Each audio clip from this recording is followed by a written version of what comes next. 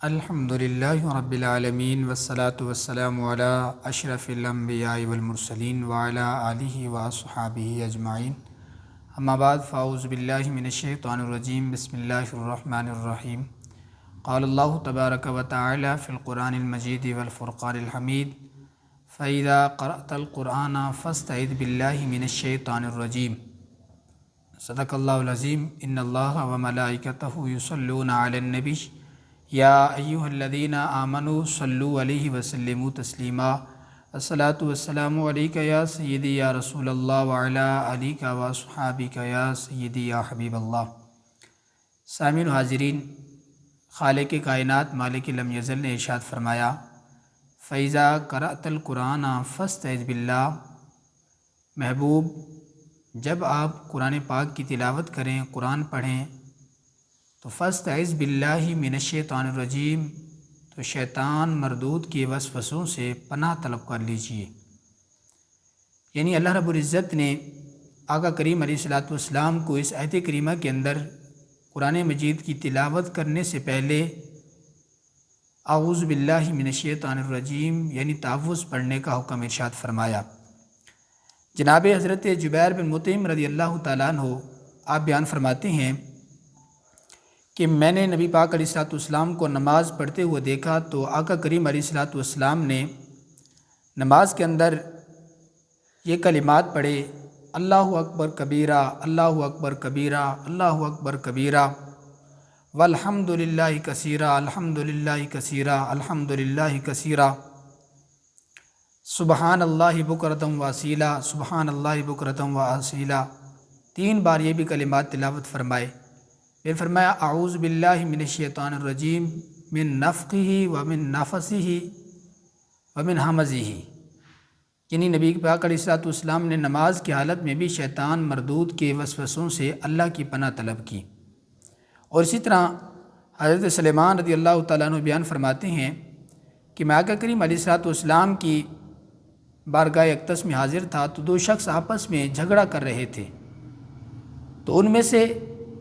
ایک شخص دوسرے کو گالیاں دے رہا تھا اور اس نے اس حد تک غصہ کیا کہ اس کا چہرے کا رنگ متغیر ہو گیا، سرخ ہو گیا اور اس کی رگیں پھوٹنے لگی۔ تو آقا کریم علیہ الصلوۃ والسلام اپنے صحابہ کے مجمع کے اندر تشریف فرما تھے۔ سرکار نے ارشاد فرمایا کہ اگر میں جو کلمات جانتا ہوں، جو جملہ جانتا ہوں، اگر یہ شخص پڑھ لے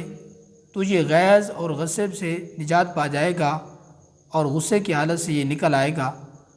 تو فرمایا وہ کلمات یہ ہیں اعوذ باللہ من الشیطان الرجیم پڑھ لے۔ تو فرماتے ہیں سرکار کے صحابہ نے جا کر اس شخص کو یہ کلمات بتائے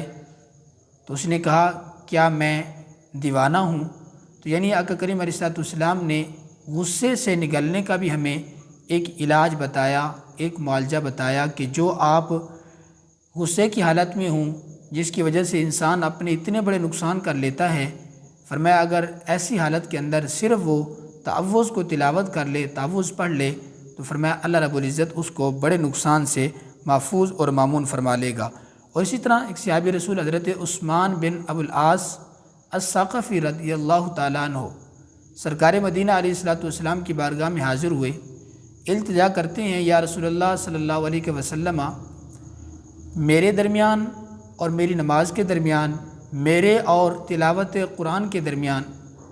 شیطان داخل ہو جاتا ہے، وسوسے ڈالتا ہے میرے دل کے اندر، تو اس کا کوئی علاج بتا دیجیے۔ تو سرکار مدینہ علیہ الصلوۃ والسلام نے ارشاد فرمایا میرے غلام، جب شیطان آئے تو تم اعوذ باللہ من الشیطان الرجیم بھی پڑھ لیا کریں اور 3 بار بائیں جانب تھو لیا کریں، تو شیطان کے وسوسوں سے اللہ تمہیں نجات دے دے گا۔ حضرت عثمان بن ابی العاص الثقفی رضی اللہ تعالیٰ عنہ فرماتے ہیں میں نے یہ سرکار کا دیا ہوا وظیفہ استعمال کیا تو اللہ رب العزت نے مجھے شیطان کے وسوسوں سے اور شیطان کی جو دخل اندازیاں ہیں ان سے اللہ رب العزت نے مجھے نجات عطا فرما دی۔ تو یعنی جتنی سے جتنی بڑی عبادت بھی کریں، پاک قرآن کی تلاوت کریں یا کوئی بھی عبادت شروع کریں تو اس سے پہلے تعوذ پڑھ لیجئے، یعنی اعوذ باللہ من الشیطان الرجیم کو پڑھ لیجئے، تو اس سے اللہ رب العزت شیطان کی دخل اندازیوں سے انسان کو محفوظ فرما دیتا ہے۔ تو اسی لیے قرآن کو پڑھنے سے بھی پہلے ہمیں اعوذ باللہ من الشیطان الرجیم پڑھنا لازم ہے، تاکہ شیطان ہماری تلاوت کے درمیان اور ہمارے درمیان دخل انداز نہ ہو سکے۔